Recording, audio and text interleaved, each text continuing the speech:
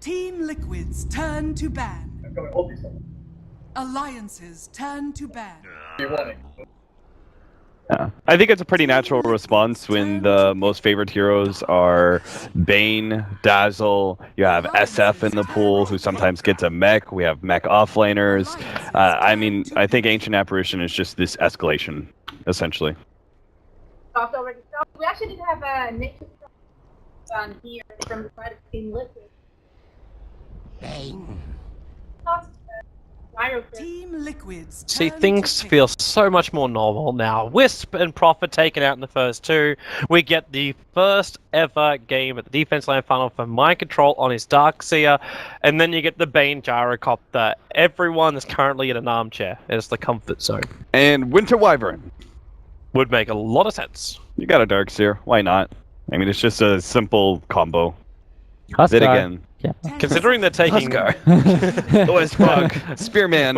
Where's that Dazzle? Where's that Dazzle pick up right now? I don't know. I think Dazzle might offer you more opportunities during the drafting stage. Other than that, it should be fine. But Well, you've taken over the Blitz spot, so you're now 100% right. Wyvern comes up number 2. I absorbed the essence that he left behind. Alliance's turn to ban. Team While he's Liquid's releasing turn other to essences. Big surprise. jeez. I went under the radar. Don't laugh. This Razor is got just went banned. to shit now. Bat Rider got banned. Normal stuff. 10 seconds remaining. Good. We're 5 seconds remaining. Kev looks like he's halfway through a thought. I know, right? I thought he'd be on camera. Come on, where's the camera to show what he's doing? No. Everyone's looking at me. See, we have I don't professionals. perform well under pressure, guys. Come on. He's sweating over there. In this situation, there's still a lot to work with. Maybe you want to... You've already targeted a lot of Bulldog. Maybe target him again. Let's see. We saw him yesterday. I think still the starter is going to be good. The best thing that we can see right now is the Bane Gyro is going to be amazing for zoning out the Darkseer right now so far. So even though they did get their signature Darkseer Wyvern, it's going to be the same, I feel, just like last game where he can be easily zoned out of lane and he might not get that many, or he might get zoned out like we saw from earlier when Nisha was playing Darkseer. He didn't get any levels until like level 3 or something, or 4, and that was very very detrimental for them. Mm-hmm.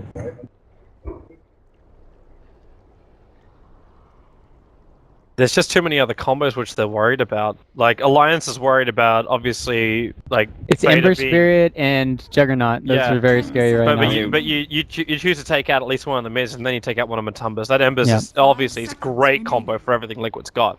So what? Team Liquid, there's another hero we haven't talked about, the Dazzle, right? Still left in the pool. Do you think Team Liquid were going, okay, we're going to leave out the Dazzle because Alliance go first? If they pick up Dazzle, we can respond with Ancient Apparition still? Or is that the point when Alliance just read that, and then they pick Ancient Apparition? I mean, I think that'd still be okay for Team Liquid, because then they don't have to go to the Dazzle. I don't think their lineup really needs it necessarily. They could just go some sort of AoE support that works better with Winter Wyvern, like the combo. You know, you can go for like a 4-position Earthshaker or something. And Team Liquid proved as well you don't need to have that many stuns on your supports to make their lineup work. Like, they hit their combo when it counts. Yeah. If they didn't have those 3 kills go the way of Father, it would have been very, very different. They picked this in 3rd? So... No. Ooh, No. baby. It hurts. Oh. It hurts so bad. I mean, it hurts me too. It hurts me too, but I can do it.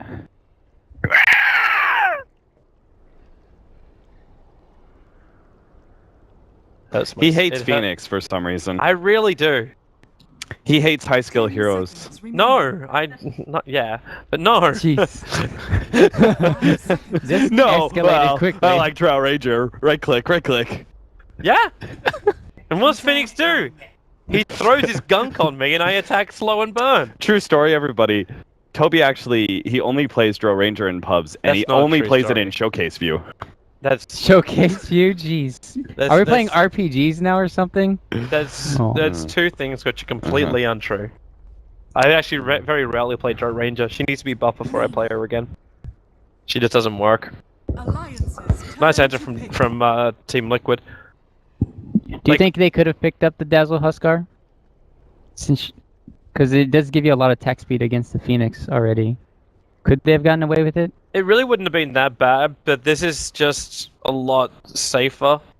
Like, Lena's gonna have attack speed, you've got your nuke there, you got a great answer to the gyrocopter, you don't really care what the Bane's gonna do. Defensive Nightmare is then just an aggressive thing for you to play with, like... And they still could have responded with like a Slardar and put Phoenix as a 4 position. I think there were still some potential counters left, but the Shadow Shaman's an interesting one, a support that we've only seen a couple times. We've actually seen somewhat at the majors, and it's a functional support in that it's able to push down towers relatively early. Toby, this is one of the key phrases you use over and over and over again for 10 Alliance, seconds timed remaining. pushes, right? And that's Yep. because it fits their playstyle. 5 seconds remaining. Oh, yeah. Reserve time. Yeah, good luck, Darkseer. The only issue I'm feeling, though, is the fact that Alliance won't be able to keep their creep wave alive, so you drop them on surfing boards, and it could just become food for Team Liquid at this point. Because you're not really getting a push coming out from a Phoenix. And now Team Liquid, Alliances they go turn the to bear, ban. and you directly look for the Omni Knight ban at this point.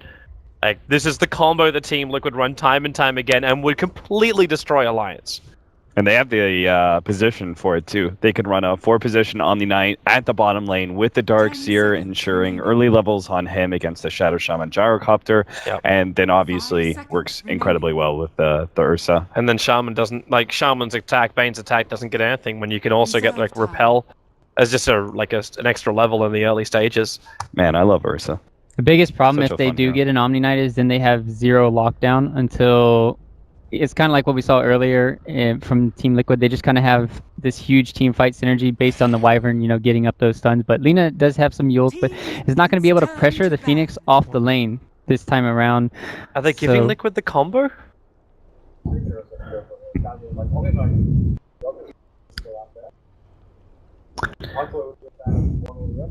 It would have been a lot easier to deal with the 10 Dazzle than the seconds Omni Knight in remaining. this game. But they take out the 5 Night Stalker seconds instead. remaining. Maybe they're also worried about what can happen against the Phoenix.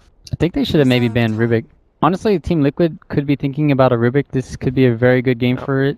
And then Alliance, they're thinking about a mid S4 hero against Elena.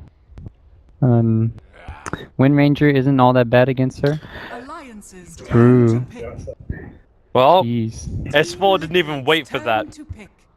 They're trying to do it again, so they're going to go for the Bane Tiny. I think it was Cap who said it when we're talking in our pre-show that Alliance can get a little stubborn at times. Is this one of these stubborn moments? Abaddon. It'll work, guys. Trust me. I mean, the Tiny's an interesting one because once he gets levels, he's okay versus Ursa because he gets really tanky. He 10 has an seconds increase in armor remaining. because he usually goes like AC or something like that. But it's actually Craggy that I think is the 5 most seconds effective remaining. ability that Tiny has against Ursa. It's also going to be in mid Ursa, Reserve which time. is going to be a bit different. And he does have the support of a Bane to ensure that the mid lane goes okay versus Lina. They could still pick a support here last and put Lina mid, right? Or is this going to be a support Lina? I think I always thought it was a mid Lina. 10 seconds 'Kay. remaining. Yep. And Omni Knight. There we go. There it is. No Toby doing surprise. his research. All that research. No, I'm just kidding. Just watching those I games. watched Dota and tweet at the same time. You just don't cast. Got it. Done, Toby. Well, Omni Knight, definitely something. Well, one of. Okay, and the other team. Yep, that's true. There's not that many combos, and everyone's still looking for that.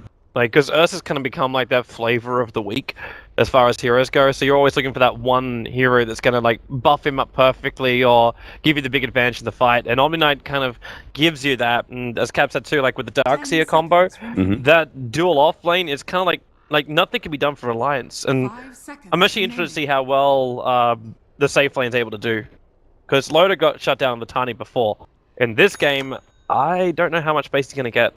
I think the biggest thing is what Cap said earlier. Craggy is just too painful when you're in Ursa, and having this repel constantly on you, it's just like free BKB, free hits on Tiny, and you could just melt him. I agree with everyone agreeing with me.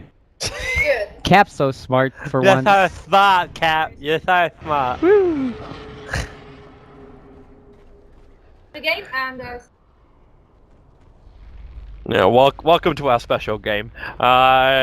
Game number 2, Liquid versus Alliance. Liquid, after a convincing game number 1 win, they're going to go up against Alliance with a potential high level of push. Aghanims, Mass Serpent Wards, Phoenix, if you can find levels, will make for some really good team fights for Alliance, while Liquid are pulling out their safety combo. It is Matubberman's Ursa in combination with Wyvern Heal and Control and 30 Omni-Knight seconds Heal to and battle. So Control. we've talked a lot about, like, okay, you're not going to be able to shut down the Darkseer because the Omni-Knight and such, but there is still ways that you can kite around an Ursa. And Alliance don't have a bad team to do it. For example, like, there's one small thing that Tiny can do that can actually mean a lot. If you successfully toss the Ursa back to his teammates, you know, and just provides an extra bit of space for pretty much your whole team or whoever he's targeting, that can actually mean so much in a team fight. So there's lots of little ways that Alliance can actually perform around an Ursa, and this could end up being one of those Liquid games, right? They go into a best of 3. I believe Ryu said that it's actually the second game, and I think that's right. They have a second game curse where they seem to always lose that in a best of 3. So, Well, who knows? this could be one of those games. Could be just one of those, like, oh, we drafted an Ursa and it falls apart. Yeah. At the same time, it could just go completely their way too. Yeah. Kebab. Oh, here we go. We got a Sal being ferried out. So G-Rex is doing it right now for. Oh, there it is. It's down to Fader. But the Observer and Sentry down for Team Liquid. So they've managed to get vision control over Alliance. Alliance actually put their own Sentry Ward, a deep ward. So they're down a Sentry Ward because Kebab was a little bit too uncertain about moving that close to Liquid, knowing they had vision there after dropping his own Sentry. So on that front, Liquid already win the vision battle a little bit. Leaves one Observer Ward down the bottom lane, trying to watch Mind Control's position. Okay, so there was just a really high amount of high-level play here at the bottom lane. Mind Control should be fine, because Ake doesn't have a disable yet, but a couple really good things. First of all, Mind Control set up the triple Ion Shell at bottom, so it was he was able to essentially be really effective at just hiding underneath the creep wave, and the duo heroes couldn't do anything. But Loda also... He's going for this, man. Ake's Ake's dead. blocked in.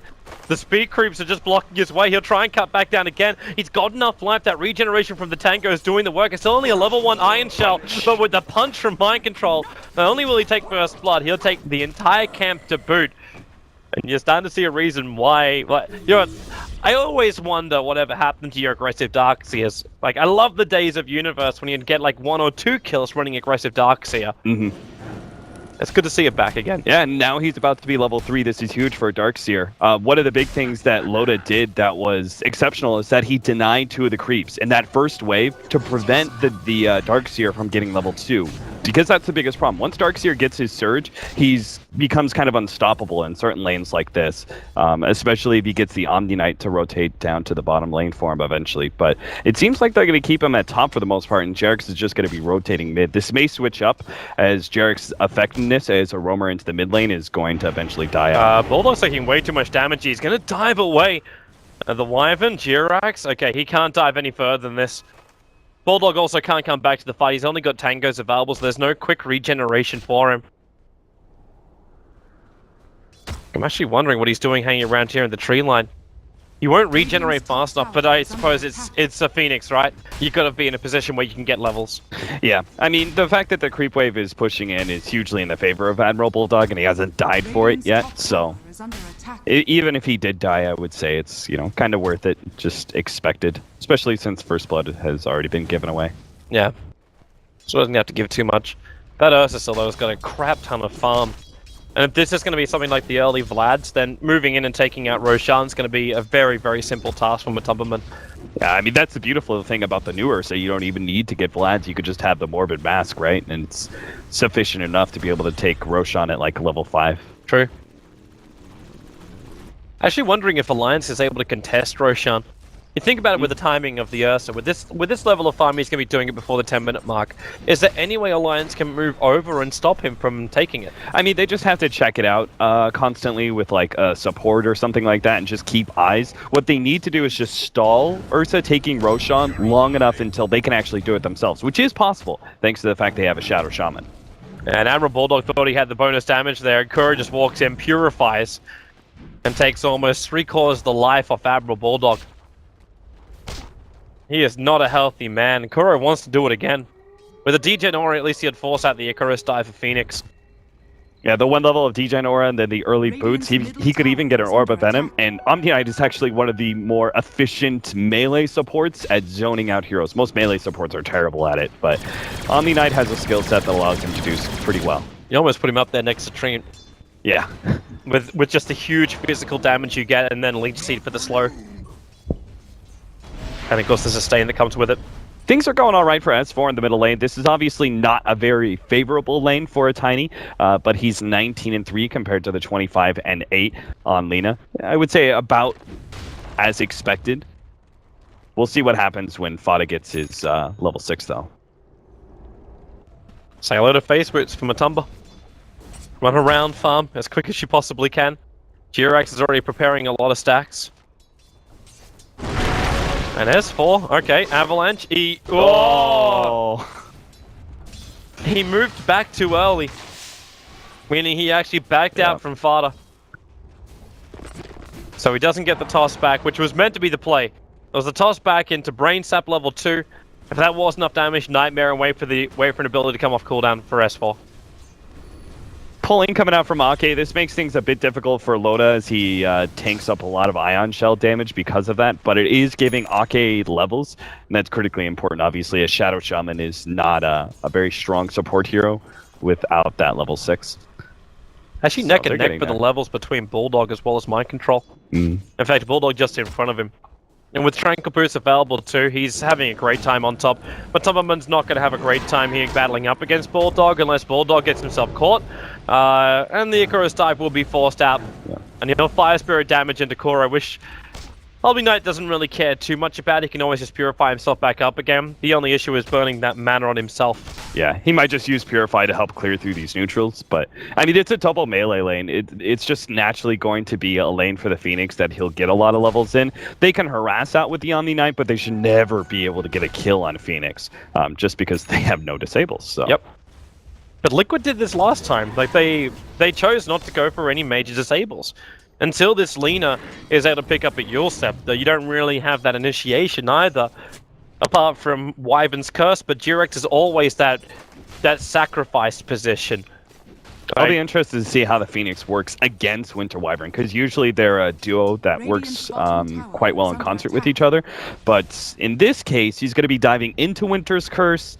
He probably won't die getting caught by that, but there is going to be some chances for Liquid to be able to perhaps respond with an extra disable or something, preventing the Phoenix Supernova in time. Mm-hmm. Is it almost one of these games, too, where you want to see Ursa go earlier into a BKB, so he can stand in front of that egg and just get rid of it? Bulldog, there goes your dive again, on way to safety. Is it a BKB game for Matumba? I'm not sure. He usually goes this Phase Boots, Ring of Bacillus. Oh! There's Fada there Laguna at Blade. the perfect time. Kebab might Nightmare or Mind Control, but Mind Control was the one being initiated on by Arke with the shackles. Expecting Kebab to be right behind him and then loaded to like call down, rocket barrage, all that nice jazz. But that Lina, the perfect rotation time for Team Liquid. And Yeah. it's the time when they gave space to the Wyvern to hit that level 6. Yeah, if you can make those kind of timing reads, essentially, and when the gank is going to come out, and rotate your mid at the right time, your support sits in the mid lane and gets that faster level 6. It's incredibly efficient, and at the same time shuts down the enemy team. It's by far the biggest play that's happened so far in this 8-minute game. So, Where are you off to, Liquid? Admiral So- Bulldog now has his level 6. Once you get the Supernova, you're actually a somewhat strong ganking hero. So you may see him try and pick up a TP scroll, and he can respond really well in the middle lane. Actually thinking, what does Liquid need to kill him off? Like, to stop the Nova, is yours into Light Strike Array going to be good enough, or can you still get Nova off when you come down from your You can still get Nova off when you come down from the Eul's Scepter. Light Strike Array is just too hard to time perfectly with the Eul's Scepter. You essentially have to get it between keystrokes, right, of the Phoenix spamming the R button. But the Lina does have really fast attack speed if she just throws down a combo anywhere, maybe just throws out the Light Strike Array. She attacks really fast. So just throwing out the Supernova is not going to be good enough for the Phoenix to Lotus survive. dead. Fada. Well, yeah. Nice kill. Slave to Laguna. Very simple combo for him. And RK knows he doesn't have the strength to fight up against his Lina. Even if Laguna Blade is down, he doesn't know where everyone else is, and now the truth is obviously revealed. Under 10 minutes to what we expected, you already have the Aegis Immortal over on the Ursa. He moves straight down to the bottom lane to try and attack this. Mind Control can creep skip. Ursa can take out the lane. In fact, they both can creep skip with 3 points up in Shock. What you're seeing is Fada essentially setting the tempo with that first rotation to bottom lane that it sets up the Ursa. Nice response there. Kuro at the top lane gets off the repel right as S4 came in for the Avalanche. They're still going to try and get him, though. Hey, he's going to pop that ulti with the Purification. Bulldog takes so much damage, he'll go into the Nova, but Kuro can run far enough north that he won't be affected by the burn or the stun. Mind Control as well, just giving him some space, and Bulldog, he wants to dive again. Kuro now purifying himself up. Mind Control actually getting tossed comboed by S4. So the kill actually goes the way of Alliance, which makes the Nova committal worthwhile. But the return is Matumba finding more farm, taking out the bottom tower, and this Blink Dagger is now going to be a sub 13-minute Blink Dagger for the Ursa. Yeah, Matumba Man will essentially be online by that point in time, and then they'll have these kill combos between him and the Lina. They can both just one-shot somebody almost. Oh dear, S4. Whoops. He did the Avalanche a little too early, so it didn't connect on Fada, and Fada, well... Oh, nice toss. It throws him back. Kuro actually drops pretty low from that. Can he get in range for the Slave? The range... Oh! If only Lina was as strong as a Wind Ranger.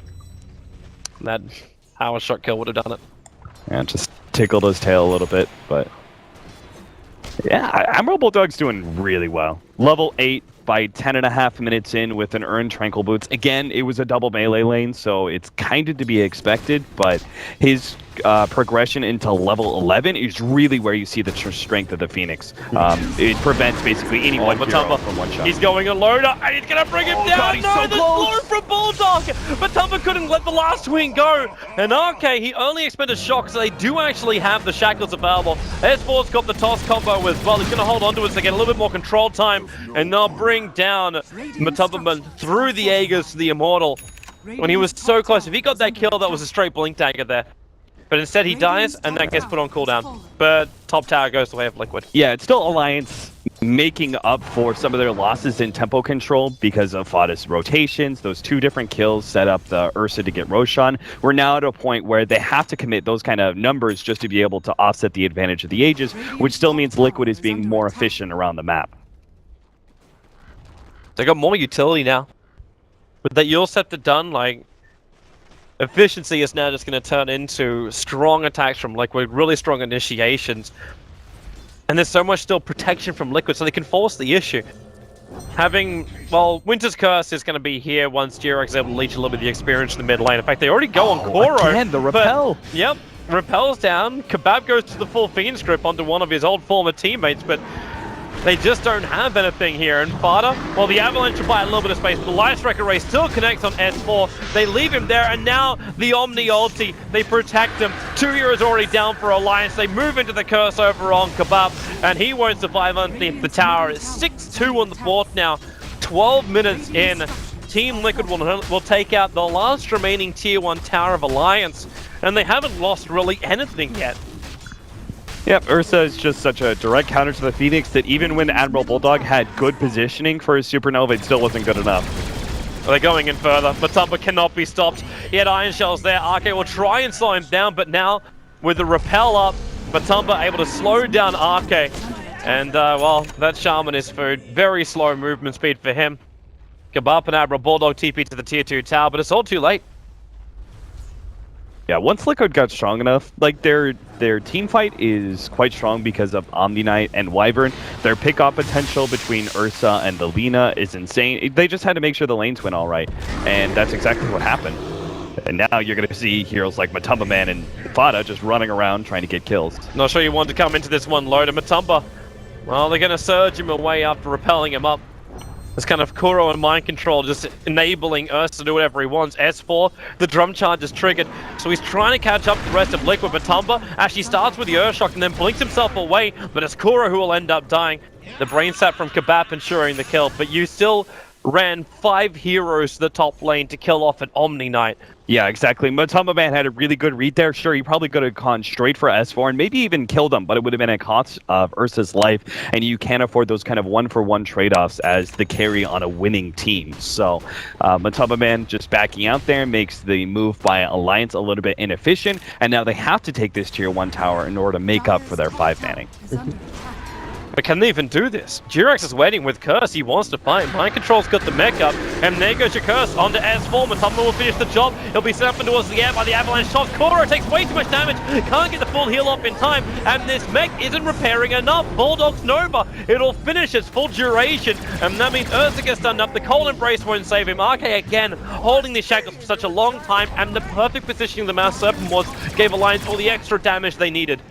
A number of things went wrong there, but the biggest one was probably Liquid just trying to take that fight without Pada in the first place. He didn't have his TP scroll ready to go, so they should not have gone. They tried to take it 4 versus 5. It was the nice idea of maybe just popping S4 outright with their combination and forcing Alliance to retreat, but they didn't quite kill him. He got the combination off, and that actually stalled the Ursa enough that he couldn't kill the Phoenix Egg. It was just this domino effect of one small bad thing turns into another bigger bad thing for Liquid. It also managed to get both of them. Like, it wasn't just the Ursa, it was Kuro who couldn't get the GA off. Yeah. With no Guardian Angel, with no Purifications kicking back, that would have been the easier kill onto the Tiny, as if he could have got that Purification off. But when the Avalanche connects, Team Liquid lose 3 heroes in that. Maybe a little bit too much overcommitment coming. But Liquid, they give a small bone to Alliance. It doesn't repair the damage, because the damage was already around 7.5k, but that fight alone has about a 5k swing. Almost the same for the experience. It was about 4k, 3k in the swing. Yeah, the cores of Liquid are still a decent chunk ahead of the Alliance cores, but this is also a bit to be expected. Ursa's going to be ahead because you got Roshan. Lena's just doing really well. S4. Curse is not available. RK wants to try and turn a fight this one with the shackles on Ursa. S4 in 1 second will be able to kill off this. Yeah, there it is. Toss him up, throw him down. The cooldown was there in case Liquid want to get any closer. As Durex takes the trees. Arctic burning himself away and down. But S4 saw where he went, and he can just go for the blind avalanche here. He went for that in the last game, and, well, at least Loda did. S4 holds until he sees his target and finds himself a double kill. Now leveling the board up at 8-8 and propelling him above that of the net worth of the Gyrocopter, but still about 1k behind that of Lena. Yeah, I kind of feel like this is a very similar story to game number 1, where it was Alliance who were doing an okay job, like contesting, and that they just made one small slip up, and that turned into more and more and more Liquid just taking control. Here, it was actually Liquid in pretty decent control this game. I mean, 7,500 lead this early on is a huge margin, but they made one slip up, and it's now turning into more openings for Alliance. They're creating space to a point where S4 is going to be able to actually get some towers, get some objectives, and maybe complete that axe. Well, they're coming in right now. Yulset runs the Gyrocopter Light Strike Array. It's going to connect with the Nightmare. Buy some space, but not enough. Vada just triggering off that Laguna Blade to find the pick. So it's 2 heroes down already for Alliance. The Nova's been expended from Bulldogs. There's really nothing left for Alliance to fight with. So RK knows he's dead. He'll run down towards the creep wave. Admiral Bulldog was able to dive himself away. But Liquid quickly answer back a couple of good fights for Alliance with a 4-0 engagement. Yeah, and the timing as well with Roshan, it's a little off. It's only 20 seconds, but still huge for Liquid. If you notice the Supernova positioning, once again from Bulldog, it was way off on the left-hand side. He was playing it even more defensive than he did last time, just because he knows the strength of the Ursa against him. And this time was too far away. It actually proved to be ineffective just because of the distance. So Emerald Bulldog's just having a hard time playing the Phoenix in this game, and it's just the matchup, making the hero very ineffective. It's like, how do you even run it when you're Alliance then? Do you try and back up into the Nova as protection? Liquid will just wait you out and come back in and attack. They have to make sure that they're the ones initiating. If they choose to go the Blink Dagger route on S4 still, and they just might have to make the Phoenix work, that means they have to be the ones initiating with the Tiny and the Supernova at the same time, and then have the Bane and Shadow Shaman quick to follow up. S4 is dead. But those attacks are just so quick with the Iron Shell burn the Avalanche. It doesn't stop him. He's repelled up. S4, however, really tanky, just throwing the Ursa away from him. And the rest of Alliance not coming to help him out. S4's bottling up and just keeps chasing. Meanwhile, in the middle lane, you got the Yules taking the Gyro out of play. The Fada able to keep running. S4, he's not stopping yet. But Tubman's still on the chase. Toss. And now Pep throws it back again, but the Blink Deck is off cooldown now. So Matoma gets far enough forward. The Avalanche won't stop him again. That repel providing the basically BKB for the Ursa to keep attacking. S4 may not have known it, but Mind Control misstepped a little bit, and he could have maybe TP'd out. Whoa, Coming down. Smore? Alliance, Whoa, okay. they triggered off the smoke. The Mass Serpent Wards will go, but Tumble will just back up. They don't have to fight underneath this extra damage. Kuro on the run, but the back from Mind Control. He's sitting in the tree line, and they just ignore him. They keep running towards the Omni Knight, and now Matumba, he doesn't have the mana to keep this going. Mind Control runs in, he'll give him the arcane boost, and now he's got the mana. Blink forward, goes for the hit, but Kebab controls him, and maybe with the Nova combo, now they'll get the stun over on the Ursa. It'll actually pierce through the repel, but it still won't stop Matumba from keeping the chase going. They surge him up, he's still Iron Shelled, and it's all for the glory of the bear. Sitting underneath the tower, the Blink is off cooldown. Again, he needs the mana. It's not up just yet. The arcane boots of Mind Control are not off cooldown, but Kuros will now come off cooldown. But Liquid, they just show their sustain, and they again show the fact they keep fighting with 4 players. Yep.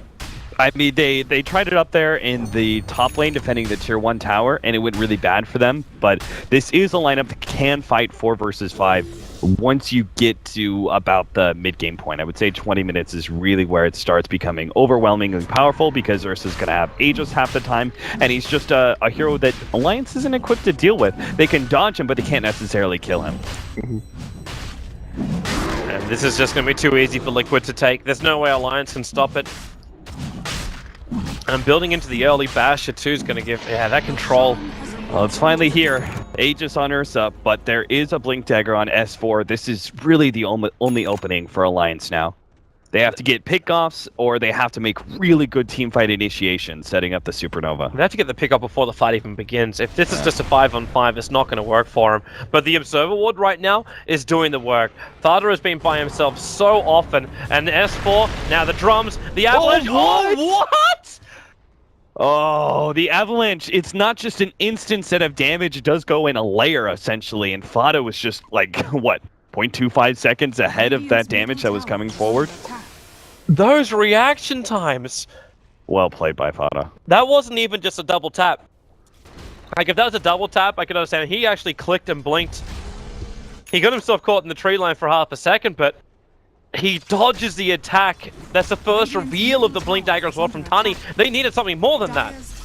Yeah, if they get the kill on the Lina, maybe they feel comfortable enough defending their tier 2 mid, but now Liquid are going to be the ones feeling comfortable pushing forward. They say if you're going to try and trade tier 2 for tier 2, we'll just keep going and get damage on your tier 3 as well. And with no Mass Serpent Wards, Alliance commit them on the top lane. This now means that either Alliance go for a trade-off, which they're actually not that bad at, because there's still an Ursa attacking him, but when Kabak gets first hit back as well from Matumba, they get the kill on the Bane. He's got buyback available, but the rest of Alliance have now returned. They start the heal over on the Ursa, and they also start the siege. Ursa's got himself an Aegis the Immortal. Matumba wants to sacrifice himself for 1 or 2 kills, because that allows Team Liquid just to force the issue and go high ground and take that grand final position next to OG. Look at him. Does it. Oh, he gets another hit. Oh my god. Another bash. Okay, can't stand close. S4's going to get stunned up. Laguna bladed down. This is so close to GG right now. Durax is retreating back out. The Fire Spirit's actually hit on almost all of Liquid, but they just repaired the damage. The Sunray's trying to stop Matumba, and he just jumps down another time. How does he keep doing this? A bash to stop the Phoenix. He'll retreat back out again. And I need to pray to Matumba. They take away the Aegis, but now here comes the full commitment from Liquid. Oh, they got Loda with the Yule Scepter. The Nightmare will buy him a little bit more space, but the Curse, it locks in Arcane Kebab. This could be it right now with double buybacks. Alliance, they're scrambling everything they've got. Jirax might be controlled by the Fiend's Grip of Kebab, but now they just let off the Guardian Angel. Kuro needs to give a little bit more heal. Jirax will drop. Kuro will join him. The Nova from Bulldog, it keeps Matumba at bay. They need these big pickoffs. Loda chasing it down. S4 with the Matumba tries to turn for a kill, but Loda will take the triple kill. They don't get the big one they wanted and worth a lot of money, which is Fader. but it doesn't really matter. They hold on to their mid ranks, and that's the primary thing for Alliance, and now they strike back. They're coming for the tier 1 tower. Yeah, Liquid just went for the wrong choice there. They just should have full out retreated once the Supernova is popped, but Ursa got a little bit overzealous. The thing is, level 2 Supernova actually makes it okay versus the Ursa by himself because the Ursa hits essentially 7 times during her Supernova, most likely. 6 swipes and then 1 extra auto attack, and it takes 8 to kill the egg. Oh, Fada. Oh, Loda just got deleted. Yeah, almost. Yeah, that last attack from Fada will do the job. The mech will also arrive in here for Liquid, giving them a little bit more time to fight as Admiral Bulldog sent up Fada the control again with the Yule Scepter, and what a perfect time for it. He only just picked up the Bloodstone and instantly up to 10 Bloodstone charges, taking out both the Gyro and the Phoenix, who, funnily enough, are the 2 big ones. They were the 2 ones that brought back for Alliance to defend and hold on to their racks. Now Liquid will have no qualms with going high ground. Yeah, first it was Liquid perhaps getting a bit overzealous, trying to fight into that Supernova, but in turn, Alliance do something similar, trying to push down that mid lane instead of just spreading out and farming. I'm sure they're feeling desperate and trying to get objectives for the cost of their 2 buybacks, but it wasn't worth it. Now they're going to lose a lane of racks guaranteed. Here they go. This is just so hard. At least they can't lose more because they got the tier 2 towers on the side lanes. Yeah. Like, Shaman doesn't care. He's pushing out the top lane. RK realized that mid is complete lost cause. And Alliance, they're just staring down the barrel of a 2-0 in favor of Team Liquid. Now they do have their tier 2s up, so Liquid aren't going to try and rotate for a second lane of racks right away. They may even wait for the 3rd Roshan, just to really ensure their victory. A Lotus Ult from Kuro as his choice. How is Bane meant to initiate now?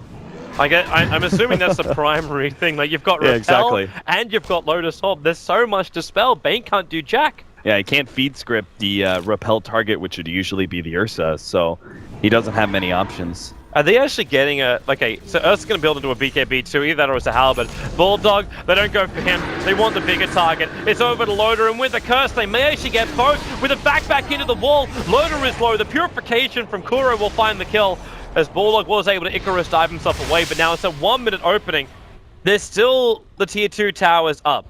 So Liquid just used this opening to try and gain control of another lane, and maybe Kebab.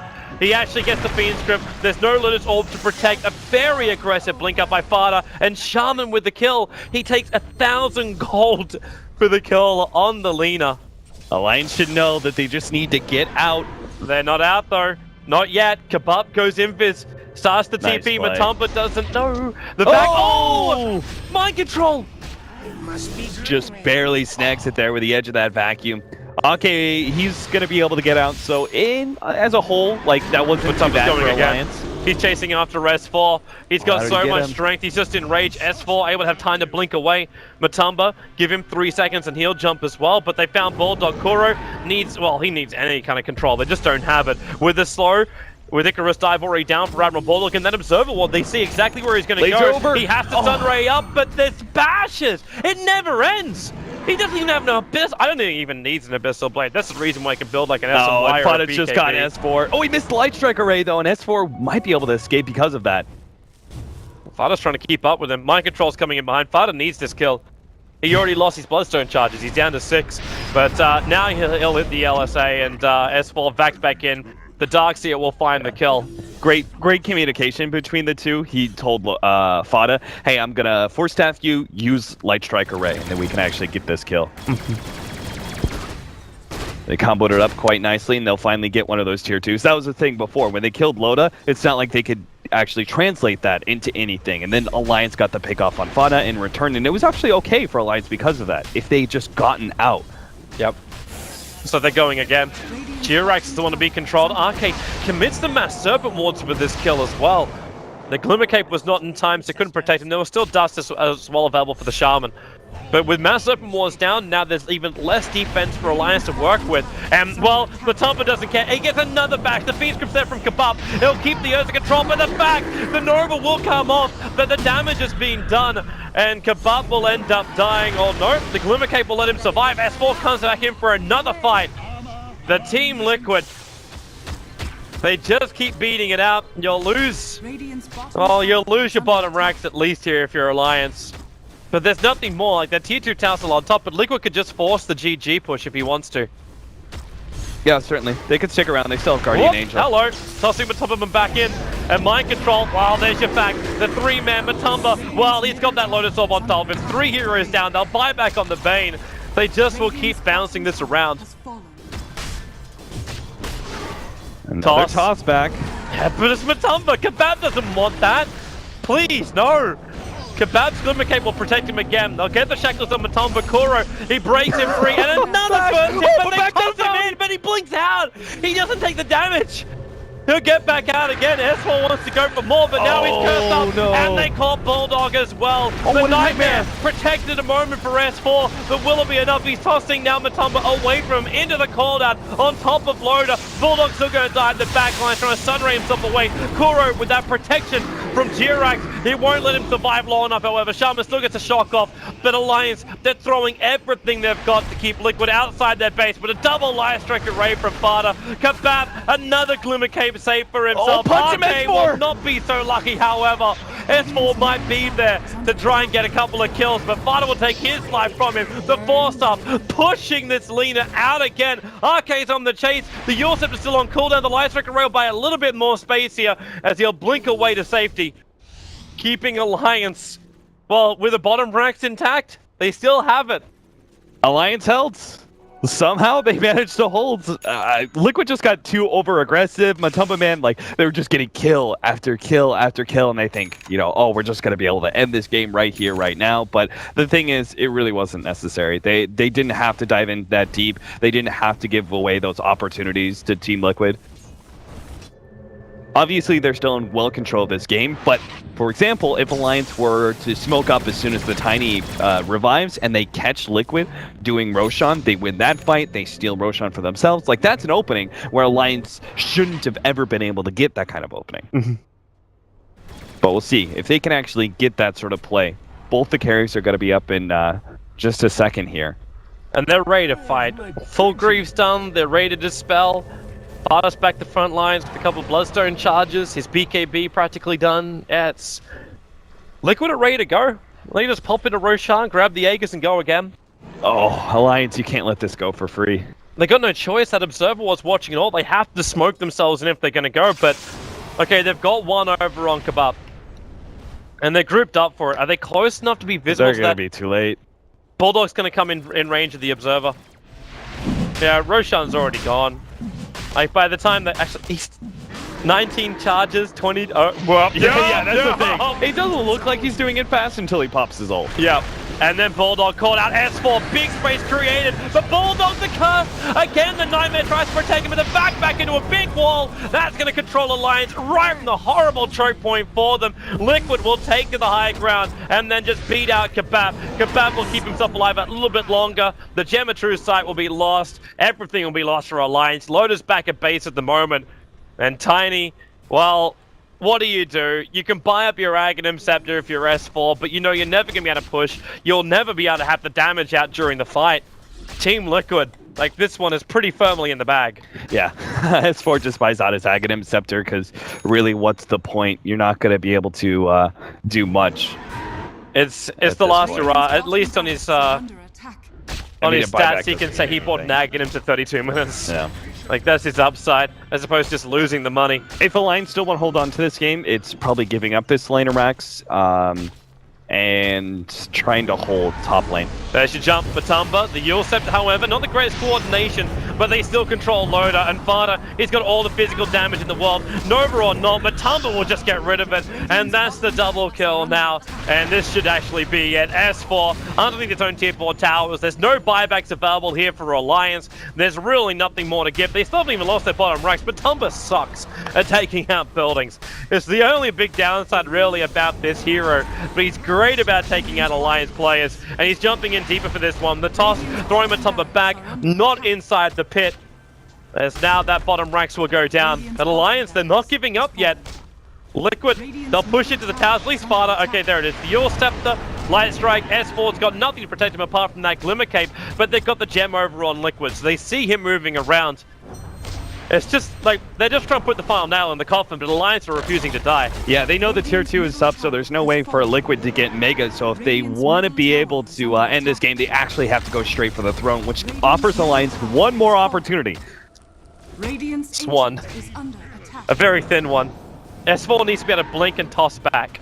That's the dream right now, but Fada, they repel him to get the life strike away, and he hits Admiral Bulldog in mid-dive with Laguna Blade in the back end. They're gonna get the big curse. There's just nowhere to go but death. Alliance, they try and fight it out. Actually, Matumberman, yep, he's norming them up. A triple kill for the Ursa, and GG is the call. Loda will die outside the base. Will they give him an ultra kill at the end? No, it's a double kill for Fada. Matumberman dropping items as he's killing Loda. The ultimate way to be able to end that game. Yeah. Yeah. He's a Liquid. Did you guys expect to know, or did you actually think? I thought Alliance could have had something,